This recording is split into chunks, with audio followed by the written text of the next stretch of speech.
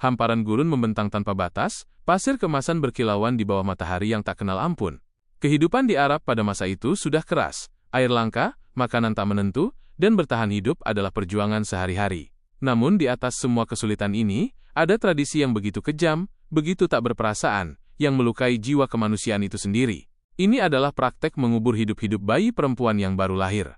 Dalam budaya kesukuan pada zaman ITU, anak perempuan tidak dipandang sebagai berkah. Sebaliknya, mereka dianggap sebagai beban, sumber rasa malu dan kehinaan. Para ayah takut bahwa ketika anak perempuan mereka dewasa, mereka dapat ditangkap oleh suku musuh, diperbudak, atau digunakan untuk melawan mereka. Beberapa beranggapan membesarkan anak perempuan tidak ada gunanya karena pada akhirnya dia akan menikah dan milik keluarga lain. Dalam kebodohan mereka, mereka percaya anak laki-laki membawa kehormatan, sementara anak perempuan membawa AIB. Setiap kali tangisan bayi perempuan bergema dari sebuah tenda, para tetangga akan mencibir alih-alih mengucapkan selamat. Beberapa akan berbisik, beban lain di pundaknya. Dia tidak akan hidup lama. Sebentar lagi ayahnya akan membungkam tangisan itu di bawah pasir. Namun, bagi sang ibu, ceritanya berbeda. Dia telah mengandung anak ini selama berbulan-bulan, merasakan gerakan lembutnya di rahim, dan menanggung rasa sakit melahirkan untuk membawanya ke dunia. Saat pertama kali jari-jari mungil bayi perempuannya menggenggam tangannya, gelombang cinta menyapu dirinya. Namun di balik cinta itu, ada ketakutan yang terus-menerus ketakutan, bahwa suaminya mungkin akan merebut malaikat kecil ini untuk memenuhi tradisi kejam suku mereka. Inilah zaman kebodohan, zaman di mana kasih sayang dilupakan, di mana belas kasihan dikubur lebih dalam daripada anak-anak perempuan ITU sendiri.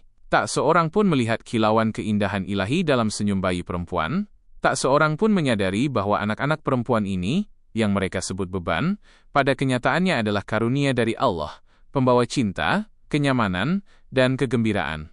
Namun di dalam kegelapan ini, kisah-kisah sedang terungkap. Kisah-kisah tentang ayah yang terbelah antara budaya dan hati nurani, tentang ibu yang menangis diam-diam saat anak-anak mereka diambil, dan tentang masyarakat yang buta terhadap nilai seorang wanita. Dan di antara kisah-kisah ini, satu kisah tertentu akan segera dimulai. Kisah tentang seorang ayah yang setelah kelahiran putrinya, membuat keputusan untuk menguburnya dengan tangannya sendiri. Ini bukan hanya kisah satu orang. Itu adalah cerminan dari seluruh peradaban yang tenggelam dalam kekejaman, menunggu cahaya yang suatu hari akan menghancurkan kebodohannya. Malam itu sunyi, namun hati pria itu gelisah. Di dalam tenda yang remang-remang, keheningan menyelimuti keluarga itu, hanya terpecah oleh napas lembut sang bayi yang baru lahir. Gadis kecil itu terbaring terbungkus kain tipis, dada mungilnya naik turun mengikuti setiap napas rapuh. Dia polos, tidak menyadari badai pikiran yang berkecamuk di benak ayahnya. Pria itu duduk di sudut, wajahnya tertutup bayangan dari nyala lampu minyak yang berkedip-kedip. Rahangnya tegang, matanya dingin seolah diukir dari batu. Rengekan samar anak itu mencapai telinganya, dan tinjunya mengencang. Seorang anak perempuan, pikirnya getir. Kutukan lain atas namaku. Apa yang akan dikatakan suku ketika mereka mendengarnya? Akankah mereka mengejekku? Akankah mereka berbisik bahwa aku terlalu lemah untuk menjadi ayah bagi anak laki-laki? Pikirannya terbelenggu oleh harapan rakyatnya. Di dalam hatinya, sebuah suara pelan berbisik kepadanya. Suara belas kasihan, suara cinta, tetapi suara kebanggaan dan ketakutan yang lebih keras menenggelamkannya. Baginya, membiarkan anak itu hidup berarti hidup dalam aib, noda pada kehormatannya, yang tidak akan diampuni oleh pria manapun dari sukunya. Dia bangkit dan mulai mondar-mandir di dalam tenda. Istrinya, pucat karena melahirkan, memeluk bayi itu erat-erat di dadanya. Air mata menggenang di matanya saat dia menyaksikan ekspresi suaminya mengeras setiap saat. Dia tahu apa yang dipikirkan suaminya. Dia pernah melihat adegan ini sebelumnya. Pria lain, ayah lain, berjalan di jalur kekejaman yang sama. Kumohon, bisiknya, suaranya bergetar. Dia adalah darahmu. Dia adalah karunia dari Yang Maha Kuasa. Jangan sakiti dia. Tetapi dia tidak menjawab. Keheningannya lebih menakutkan daripada kata-kata apapun yang bisa dia ucapkan. Matanya melirik ke arah anak itu, lalu menjauh, seolah dia tidak tahan melihat kepolosannya. Setiap tangisan bayi menusuk hatinya seperti belati, namun alih-alih melunakkannya, itu memicu amarahnya. Dalam benaknya, keputusan sudah dibuat. Dia berkata pada dirinya sendiri bahwa itu yang terbaik. Demi kehormatannya, demi reputasi sukunya, demi nama yang dia sandang. Dia meyakinkan dirinya sendiri bahwa membunuh putrinya bukanlah pembunuhan, melainkan perlindungan dari rasa malu di masa depan. Sang ibu berpegangan pada bayinya, air matanya membasahi selimut anak itu. Dia berdoa dalam hati, berharap keajaiban akan menghentikan tangan suaminya. Gurun di luar sunyi, bintang-bintang di atas menyaksikan seperti saksi yang jauh terhadap kekejaman yang akan terjadi. Akhirnya, pria itu berbicara, suaranya rendah dan berat, membawa beban ketetapan hatinya yang suram. Besok saat fajar, dia akan dibawa ke pasir. Kata-kata itu memotong udara seperti pisau. Sang ibu terisak, menekan anaknya lebih dekat ke jantungnya, seolah-olah untuk melindunginya dari hukuman yang baru saja diumumkan. Bayi itu bergerak, membuka mata mungilnya sesaat, dan memberikan senyum tipis yang polos. Senyum Itu, meskipun rapuh, membawa pesan-pesan yang dipilih ayah Itu untuk tidak didengar, tetapi yang akan kembali menghantuinya di hari-hari mendatang. Dan demikianlah keputusan Itu di Seagull. Fajar tanpa belas kasihan menanti, ketika pasir Arab sekali lagi akan meminum air mata seorang ibu dan merenggut nyawa seorang anak yang polos. Malam menyeret tanpa henti. Di dalam tenda, sang ibu memeluk erat bayinya yang baru lahir, mendekap bungkusan kecil Itu di dadanya seolah kehangatannya bisa melindungi anak Itu dari nasib kejam yang menantinya saat fajar. Setiap kali bayi Itu merengek, sang ibu mengayunnya dengan lembut, membisikkan kata-kata penghiburan, bahkan ketika air matanya sendiri mengalir diam-diam di pipinya. Hatinya terkoyak dua, cinta untuk putrinya di satu sisi dan ketakutan tak berdaya akan keputusan suaminya di sisi lain. Dia telah memohon padanya, meratap padanya, tetapi keheningannya berbicara lebih keras daripada kata-kata. Dia tahu pikiran suaminya sudah bulat. Besok, anaknya akan dibawa pergi, dikubur hidup-hidup di bawah pasir yang sama, yang telah menelan banyak anak perempuan sebelumnya. Sang ibu menatap wajah gadis kecilnya.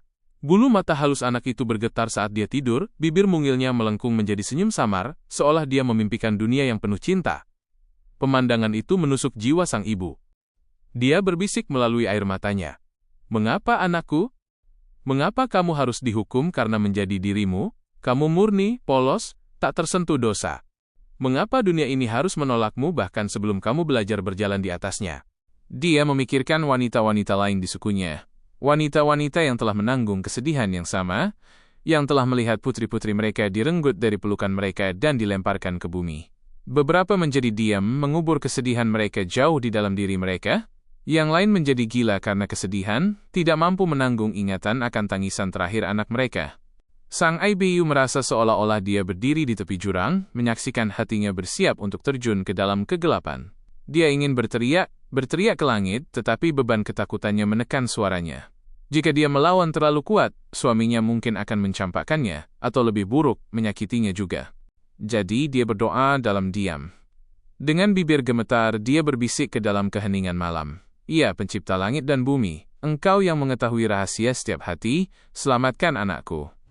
Lindungi dia. Karena Akau terlalu lemah dan Akau tidak bisa melawan pertempuran ini sendirian." Bayi Itu bergerak di pelukannya, jari-jari kecilnya melingkari ibu jarinya. Sentuhan Itu begitu kecil, namun begitu kuat, mengirimkan gelombang kekuatan ke dalam jiwa ibu yang lelah. Untuk sesaat, dia membayangkan melarikan diri ke gurun tak berujung bersama anaknya menghilang sebelum fajar. Tapi kemana dia akan pergi? Bagaimana dia akan bertahan hidup? Gurun Itu kejam, dan tanpa sukunya, dia akan binasa dan bayinya bersamanya. Hatinya hancur di bawah beban ketidakberdayaannya. Dia menempelkan bibirnya ke dahi bayi itu, air matanya jatuh di kulit lembut anak itu. Dia berharap dia bisa membekukan waktu, mempertahankan saat ini selamanya, sebelum pasir mengklaim apa yang paling dia sayangi. Di luar, angin gurun berbisik sepanjang malam, membawa serta suara kesedihan. Di atas, bintang-bintang bersinar dingin, saksi bisu tragedi yang akan terungkap. Sang ibu berpegangan erat pada putrinya, mengayunnya dengan lembut, seolah-olah dengan cinta semata dia bisa menunda terbitnya matahari. Tetapi fajar tidak terhindarkan. Dan bersamanya, momen perpisahan semakin dekat, momen yang akan menguji batas hati seorang ibu dan menghantui hati nurani seorang ayah selamanya.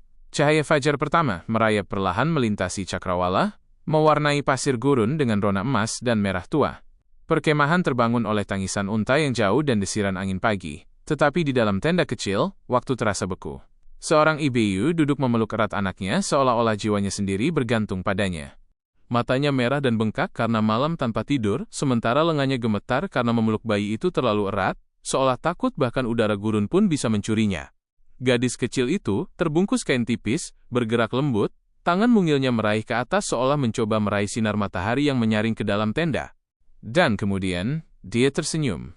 Itu bukan senyum pengetahuan atau pengertian, tetapi senyum polos, sederhana dari bayi yang baru lahir. Senyum yang begitu murni, sehingga seolah membawa sepotong surga di dalamnya. Untuk sesaat, sang ibu melupakan segalanya, ancaman, ketakutan, nasib yang menanti anaknya. Dia merasa seolah-olah langit sendiri berbicara kepadanya melalui senyum itu, berbisik. Jangan putus asa. Aku bukan kutukan. Aku adalah rahmat. Sang ibu menangis dalam diam, mencium jari-jari mungil putrinya. Tetapi hatinya tahu momen rapuh ini tidak akan bertahan lama. Suara langkah kaki yang berat memecahkan lamunannya. Tirai tenda terangkat dan sang ayah masuk. Wajahnya keras, muram seperti batu, mata menghindari istri dan anak. Keheningannya adalah hukuman itu sendiri. Tanpa sepatah kata pun, dia memberi isyarat dengan tangannya, menuntut anak itu. Jangan, teriak sang ibu, memeluk bayinya lebih erat, air matanya mengalir deras. Kumohon, dia milikmu, darah dagingmu sendiri. Dia tidak menyakiti siapapun. Dia tidak bersalah, jangan lakukan ini. Tetapi pria itu tidak melunak. Dia berdiri tegak, tidak tergerak oleh permohonannya. Di dalam hatinya, ada keraguan sekejap, tetapi dia dengan cepat memadamkannya di bawah lapisan kebanggaan, ketakutan, dan beban tradisi. Apa yang akan dikatakan suku jika aku membiarkannya hidup? Mereka akan mengejekku, menyebutku lemah, mempermalukan namaku. Tidak lebih baik dia kembali ke bumi daripada menodai kehormatan keluargaku. Dia mengulurkan tangannya lagi, lebih tegas kali ini. Berikan dia padaku. Tangisan sang ibu memenuhi tenda, bergema seperti ratapan duka sebelum kematian bahkan datang. Dengan enggan, gemetar, dia melonggarkan genggamannya. Anaknya mendekur lembut, tidak menyadari apa yang terjadi. Tidak menyadari bahwa tangan yang akan memeluknya bukanlah tangan perlindungan tetapi pengkhianatan. Sang ayah mengambil bayi itu. Sesaat, dia berhenti.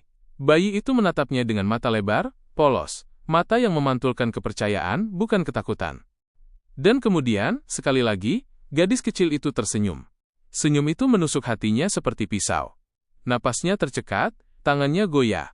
Untuk sepersekian detik, sang ayah merasakan sesuatu bergerak jauh di dalam suara yang telah lama dia kubur. Dia milikmu. Dia mempercayaimu. Jangan mengkhianatinya. Tetapi dia menggelengkan kepalanya, menepis pikiran itu. Dia meyakinkan dirinya sendiri bahwa belas kasihan adalah kelemahan, dan kelemahan adalah kemewahan yang tidak mampu dia beli. Dia berbalik dan berjalan keluar dari tenda, gurun menantinya, sunyi dan tak berujung. Di belakangnya, sang ibu roboh ke tanah, tangisannya teredam di tangannya. Senyum putrinya membakar ingatannya, senyum yang dia takuti tidak akan pernah dia lihat lagi. Matahari gurun naik lebih tinggi, seolah siap menyaksikan satu lagi kehidupan tak berdosa ditelan oleh pasir. Gurun membentang tanpa batas, sunyi dan tanpa ampun di bawah matahari terbit. Sang ayah berjalan perlahan melintasi pasir, putrinya dalam pelukannya. Angin menerpa wajahnya, membawa serta aroma debu dan tangisan samar hewan yang jauh. Setiap langkah terasa lebih berat dari yang terakhir, seolah-olah bumi itu sendiri menolak kekejaman yang akan dia lakukan. Gadis kecil itu bergerak lembut di pelukannya. Tangan mungilnya meraih ke atas, mencengkeram lipatan jubahnya, bibirnya membentuk dekuran samar, polos dan penuh percaya. Dia tidak tahu bahwa lengan ini, yang seharusnya menjadi perisainya, malah membawanya menuju kuburannya. Jantung pria itu berdebar, tetapi dia mengeraskan dirinya, berbisik dalam pikirannya. Inilah cara bangsaku. Anak perempuan adalah beban. Anak laki-laki membawa kehormatan. Ini bukan kekejaman, ini adalah keharusan. Namun, tidak peduli seberapa sering dia mengulangi kata-kata itu terasa kosong. Akhirnya, dia mencapai sebidang tanah yang sepi, jauh dari perkemahan. Angin gurun melolong seolah memprotes kehadirannya. Dia meletakkan anak itu dengan lembut di atas pasir, dan mengambil batu tajam. Tangannya gemetar saat dia mulai menggali. Tanah itu panas dan keras kepala, tetapi dia memaksakan kekuatannya ke dalamnya, mencakar pasir sampai sebuah lubang kecil mulai terbentuk. Keringat menetes dari alisnya, napasnya tersengal-sengal, namun dia terus menggali. Di belakangnya, bayi itu tertawa kecil, suara yang begitu murni, begitu tak terduga, sehingga menyerangnya seperti guntur. Dia membeku, dadanya mengencang. Perlahan, dia berbalik untuk melihatnya. Mata anak itu berbinar saat dia menendang kaki mungilnya ke pasir, tertawa pada tidak ada dan segalanya, seperti yang hanya bisa dilakukan seorang anak. Tenggorokan pria itu tercekat. Untuk pertama kalinya, tekadnya goyah. Mungkinkah aku mengambil nyawa ini? Dia begitu kecil, begitu tak berdaya, begitu milikku. Tetapi kemudian dia ingat suara-suara sukunya, wajah-wajah yang mencemooh, bisikan. Anak perempuan? Kutukan. Seharusnya dia mengakhirinya selagi dia punya kesempatan. Dengan erangan, dia mengepalkan tinjunya dan memaksa hatinya menjadi dingin lagi. Dia mengangkat anak itu ke dalam pelukannya, lubang menganga terbuka di sampingnya. Bayi itu menatapnya, matanya lebar, dipenuhi kepercayaan. Untuk sesaat yang singkat, seolah-olah dia mengerti, seolah-olah dia tahu dia akan diambil dari dunia ini. Tetapi alih-alih menangis, dia tersenyum sekali lagi, senyum yang menembus kegelapan jiwanya. Lututnya lemas. Tangannya bergetar hebat. Untuk sesaat, dia hampir jatuh ke tanah dalam menyerah. Tetapi kebanggaan, seperti rantai besi, mengikatnya. Dia mengangkatnya di atas lubang, wajahnya berubah karena penderitaan.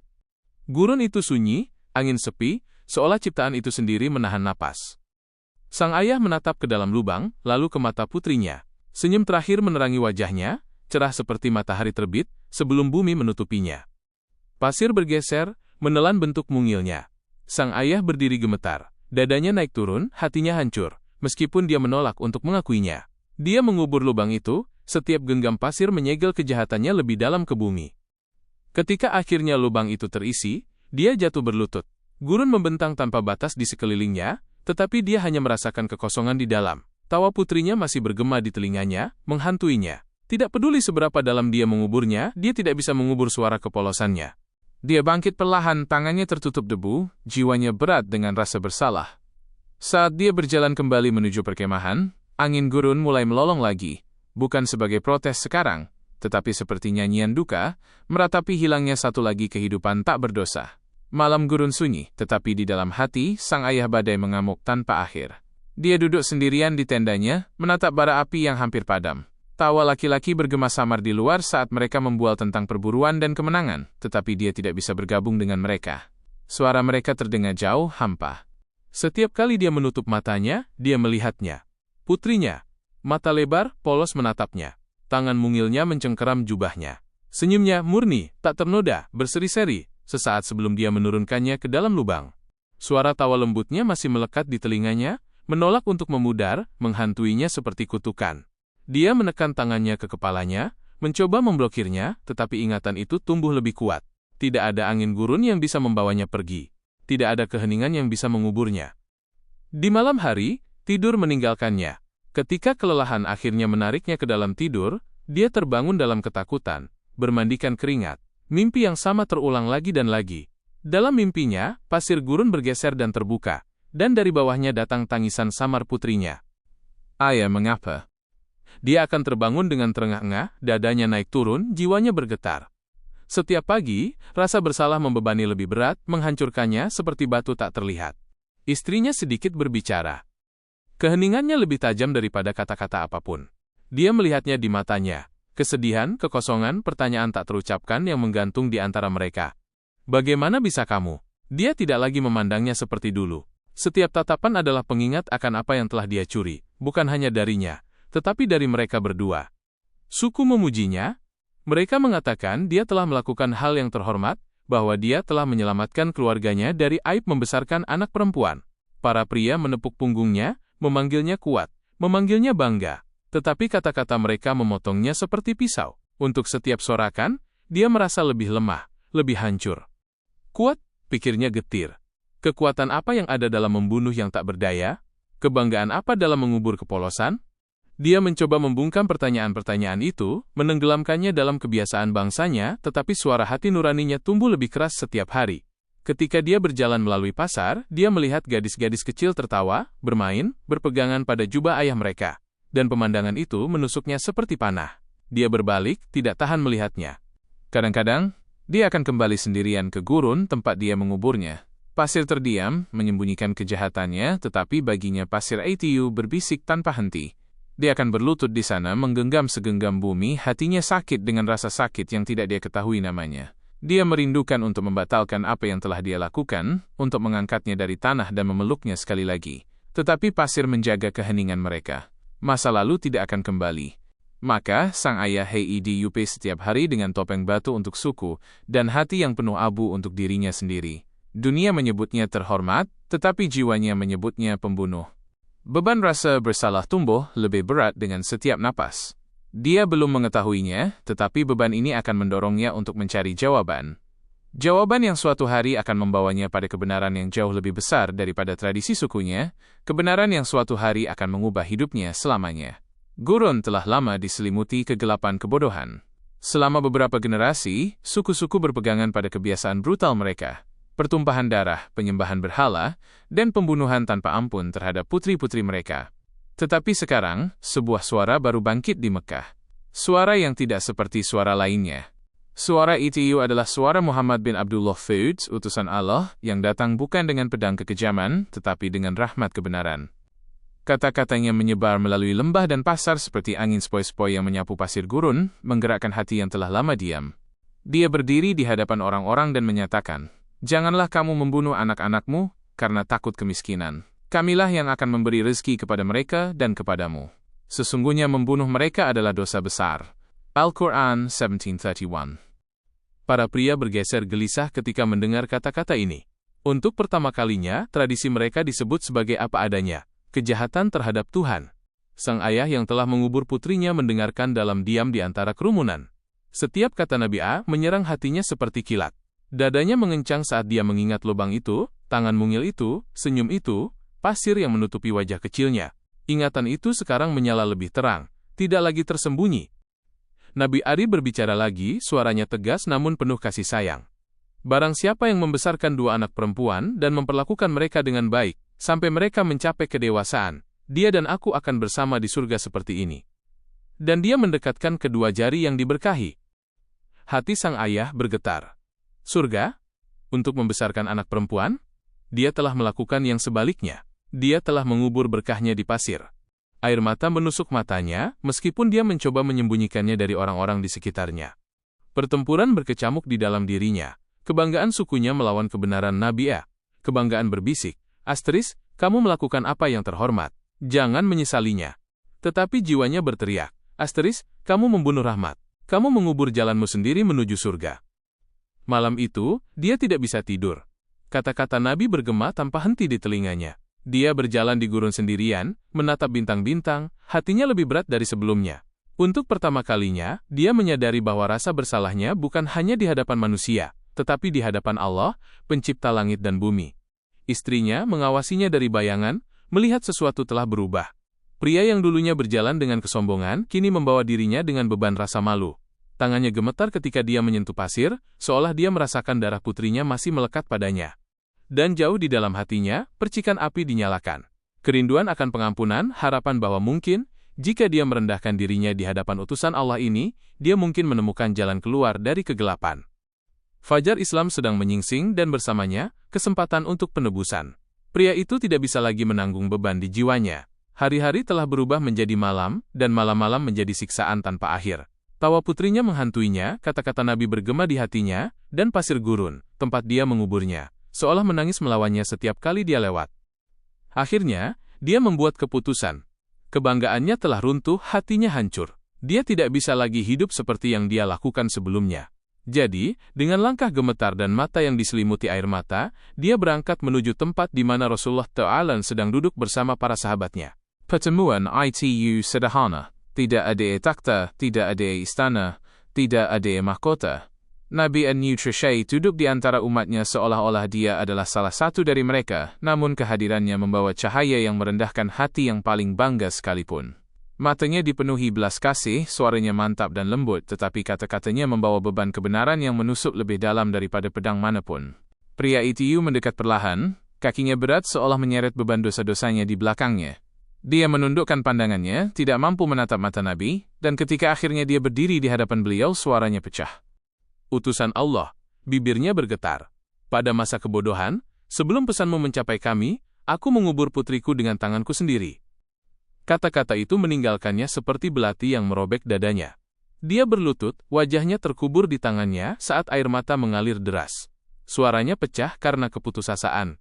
Katakan padaku, wahai utusan Tuhan, adakah pengampunan untukku? Bisakah Tuhan langit mengampuni kejahatan seperti itu? Ataukah aku dikutuk selamanya oleh apa yang telah aku lakukan? Para sahabat di sekitarnya terdiam, hati mereka berat mendengar pengakuan itu. Tetapi Nabi memandang pria itu bukan dengan kemarahan, tetapi dengan rahmat. Wajah mulianya mencerminkan belas kasih dari dia yang mengutusnya. Beliau berbicara dengan lembut, namun dengan ketegasan yang sampai ke setiap telinga. Allah Maha Pengampun.